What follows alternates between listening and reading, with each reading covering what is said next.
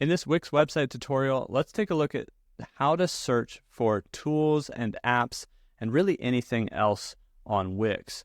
Now we need to be either in our dashboard or editing the site in the editor. So we click on whatever site and get into that dashboard, and you'll see a search bar sort of in the upper part of your screen.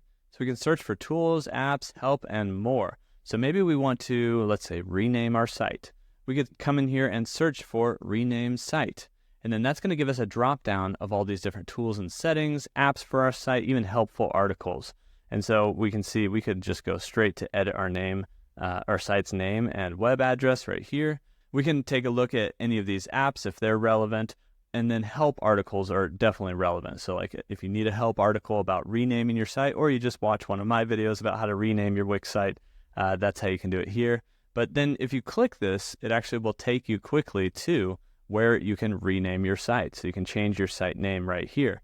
So that's a pretty helpful area where you don't have to dig through the menus. You can actually just kind of type in what you want to do with your site, and it'll give you some options or some helpful articles to kind of help you along as you're building out your Wix website.